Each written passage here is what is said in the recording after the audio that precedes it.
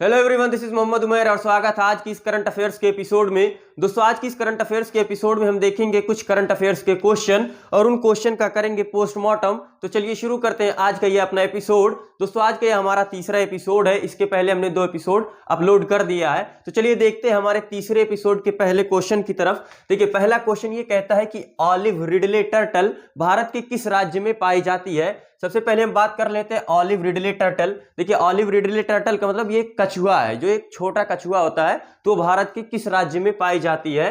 तो वो पाई जाती है ओडिशा राज्य में। भारत के ओडिशा राज्य में पाई जाती है। अगर हम बात करें ओडिशा की, तो ओडिशा की जो राजधानी है वो क्या है? ओडिशा की जो राजधानी है वो है भुवनेश्वर है। अब बात करते हैं इस ऑलिव रिडले टर्टल की, जो हमारे ओडिशा राज्य में पाई जाती है। अगर हम इसकी बात करें तो ओडिशा के जो एक रुष्कुलिया नदी है, उस रुष्कुलिया नदी पर एक गहिरमाथा बीच है। क्या है? गहिरमाथा बीच। उस गहिरमाथा बीच पर पाई जाती है क्या? Olive Ridley turtle. ओडिशा राज्य के रुष्कुलिया नदी पर पाई जाती है, जो पाई जाती है रुष्कुलिया नदी पर। उसकी एक बीच है जिसे हम गहिरमाथा बीच कहते हैं। जैसे गोवा वाली बीच, वैसे ये गहिरमाथा बीच है। ठीक है, तो जहां पर पाई जाती है कौन? Olive Ridley turtle. देखिए, ये जो ऑलिव रिडले टर्टल होती है, ये मास हैचिंग करती है। मास हैचिंग का मतलब कि बहुत बड़े लेवल पर। मास हैचिंग का मतलब यहाँ मांस खाने वाला नहीं, मास हैचिंग का मतलब बहुत बड़े लेवल पर करती हैं। और हैचिंग का मतलब होता है अंडा सेना। ठीक है, यानी कि ये जो ऑलिव रिडले टर्टल है, ये मास लेवल यानी कि बहुत बड़े लेवल पर हैचिंग करती हैं, अंडा सेती हैं। और इनकी जो हैचिंग की जो प्रक्रिया होती है, सॉरी, ये जो हैचिंग करती हैं, उनकी हैचिंग को हम अरीबाडा के नाम से जानते हैं। किसके नाम से जानते हैं? इनकी हैचिंग की प्रक्रिया को हम अरीबाडा के नाम से जानते हैं। ठीक है, अब बढ़ते हैं अपने अगले क्वेश्चन की तरफ। हमारा अगला क्वेश्चन ये है कि किस देश ने भारत को MFN देश से बाहर कर दिया है? यानी कौन सा ऐसा देश है जिसने भारत को MFN से बाहर कर दिया? अगर हम MFN की बात करें तो इसका होता है मोस्ट फेवरेबल नेशन। स्पेलिंग में हो सकता है कुछ मिस्टेक हो इधर उधर। तो मोस्ट फेवरेबल नेशन से बाहर कर दिया है। वो है कौन सा है? वो है स्विट्जरलैंड। स्विट्जरलैंड ने भारत को अपने MFN से बाहर कर दिया है। अब देखिए, MFN होता क्या है? MFN क्या है कि ये एक, अगर आप किसी देश को अपने MFN में शामिल करते हो, मान लिया जाए स्विट्जरलैंड ने 2-4-10 देशों को अपने MFN में शामिल कर लिया, तो उनके ऊपर जो लगने वाला टैक्स होगा वो सब पे बराबर होगा। ऐसा नहीं कि अगर मैं भारत को टैक्स 10% लगाता हूं, तो मैं अगर चाइना से व्यापार करता हूं, ट्रेड करता हूं, तो उसमें मैं 6% लगाऊंगा। ऐसा नहीं है। अगर आपके MFN में वो कंट्री है, तो सब पर आप एग्जैक्ट क्या लगाएंगे?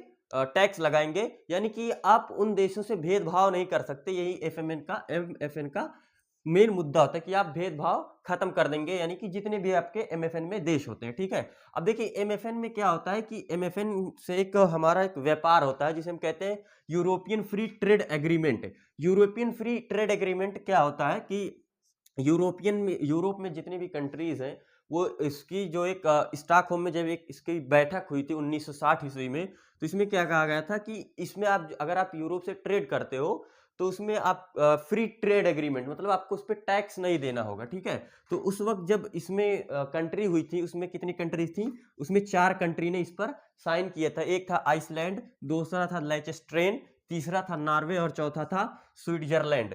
तो अब भारत को अपने MFN से स्विट्जरलैंड ने निकाल दिया है, तो क्या अब EFTA से इस पर कोई प्रभाव पड़ेगा कि नहीं पड़ेगा?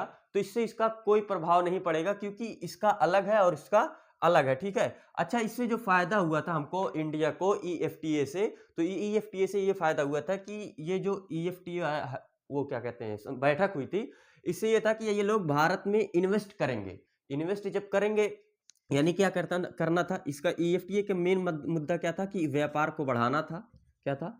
व्यापार को बढ़ाना। और जो टैक्स है उसको कम करना था। तो जब इसको टैक्स को कम करना और व्यापार को बढ़ाना था, तो इसलिए हमारा फायदा था कि हम भारत के अंदर कि लगभग 15 साल में, कितने? लगभग 15 साल में, यानी अगले 15 वर्षों में 1 मिलियन जॉब क्रिएट करना था। ठीक है, किससे? EFTA से। ठीक, अब बढ़ते हैं अपने अगले क्वेश्चन की तरफ। हमारा अगला क्वेश्चन ये है कि शानन परियोजना किन 2 राज्यों से संबंधित है? शानन परियोजना जो है वो भारत के किन 2 राज्यों से संबंधित है? तो उसमें से एक राज्य है हिमाचल प्रदेश और दूसरा राज्य है पंजाब। क्या है? एक राज्य है हिमाचल प्रदेश और दूसरा राज्य है पंजाब। देखिए शानन परियोजना एक जल विद्युत परियोजना है। क्या है? शानन परियोजना एक जल विद्युत परियोजना है। 1925 ईस्वी में क्या होता है? 1925 ईस्वी में ब्रिटिश सरकार और हिमाचल प्रदेश के एक व्यक्ति थे जिनका नाम था जोगिंदर बहादुर। क्या नाम था? जोगिंदर बहादुर। और क्या कहते हैं, इसके ब्रिटिश सरकार की तरफ से थे एक वहां के अभियंता या ब्रिटिश सरकार के पक्ष में जो थे उनका नाम था बीसी बैटी। क्या नाम था? बीसी बैटी। इन दोनों के बीच एक समझौता संपन्न हुआ था। ठीक है, वहां की एक जगह है जो कि ब्यास नदी, वहां की एक नदी है। कौन सी नदी? ऊहल नदी। कौन सी नदी है? ऊहल नदी, जो ब्यास नदी की सहायक नदी है। क्या है? ब्यास नदी की एक सहायक नदी है ऊहल नदी, जिस पर एक ये परियोजना बनाई गई थी। ठीक है, जब उस समय परियोजना बनी थी तो उस वक्त 48 मेगावाट बिजली उत्पन्न करने का प्रावधान था। उसके बाद जब बिजली की मांग बढ़ी तो इसको बढ़ा करके 60 मेगावाट कर दिया। फिर इसको पंजाब सरकार ने 110 मेगावाट कर दिए। यहाँ पे मैंने आपको लिखा भी है, 110 मेगावाट कर दिया है। अब हिमाचल प्रदेश ने क्या किया है? 15 जनवरी को इसने इस परियोजना को लेकर के सुप्रीम कोर्ट में याचिका दायर की है, जिसपे इसकी सुनवाई हुई है। तो इसलिए अभी शानन परियोजना चर्चा में है, इसलिए इसको मैंने पढ़ा है। तो अगर हम बात करते हैं कि इस ब्यास नदी की जो सहायक नदी है ये ऊहल नदी है। ये ऊहल नदी कहाँ पाई जाती है? हिमाचल प्रदेश की एक जिला है जिसे हम कहते हैं मंडी जिला। अगर आपको मंडी जिला नहीं पता है तो शायद आपको जो हमको 2014 में आज़ादी मिली थी वो भी नहीं पता होगी। 2014 की आज़ादी से मतलब ये है कि आपको एक हमारी बहुचर्चित सांसद हैं जिनका नाम है कंगना रनौत। उन्होंने कहा था कि हमको आज़ादी जो है 2014 मिली थी। तो जो कंगना रनौत है वो मंडी से ही सांसद है। कहाँ से? मंडी जिले से ही, मंडी लोकसभा से सांसद है। कौन? कंगना रनौत। अब देखिए हम बात करते हैं अगर हिमाचल प्रदेश की, तो देखिए हिमाचल प्रदेश एक ऐसा राज्य है जिसकी 2 राजधानियां हैं। क्या है? 2 राजधानियां हैं। अगर हम समर की बात करें, समर यानी कि गर्मी की बात करें, तो उसमें क्या होती है? शिमला होती है। लेकिन अगर हम विंटर की बात करें तो इसकी राजधानी कहाँ हो जाती है?